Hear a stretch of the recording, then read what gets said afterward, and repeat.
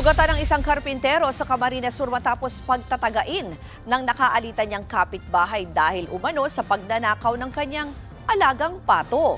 Habang sa Cotabato, pinagbabaril ang isang pamilya ng mga hindi pa nakikilalang mga suspect. May Express report si Mobile Journal, Kayla Macantan. Isang buong pamilya ang tinambangan sa Cotabato matapos bumisita sa isang kaibigan.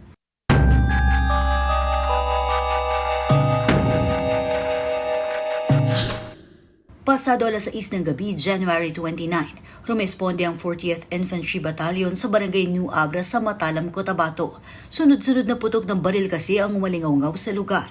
Pagdating ng militar, bumungad sa kanilang 5 nakahandusay na mga biktima na pawang may mga tama ng bala. 4 sa kanila ang dead on the spot, habang binabantayan pang lagay ng 14 anyos na nakaligtas. Sa investigasyon, pauwi na sanang mag-anak sakay ng motorsiklo. Galing sila sa bahay ng kaibigan para makigamit ng internet.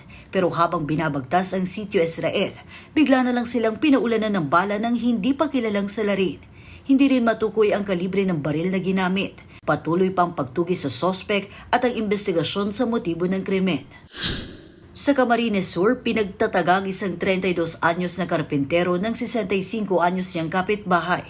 Ayon sa mga pulis, pauwi na sanang biktima ng makasalubong ang nooy nakainom na sospek. Sa investigasyon, lumalabas na dati nang may alitan ng dalawa bago pa magkasalubong noong January 27. Buti na lang kahit papaano, nakaligtas pa siya. Yun nga lang, malala ang kanyang mga tama.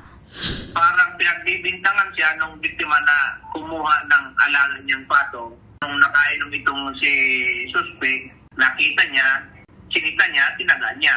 Ang mapapailan po natin siya ng frustrated homicide po kasi medyo matagal yung healing period nung biktima at sa ulo ang tama niya. Pansamantalang pinalaya ang sospek matapos ang abiso ng piskal na magkaroon ng regular filing. Nagbabalita mula sa Frontline.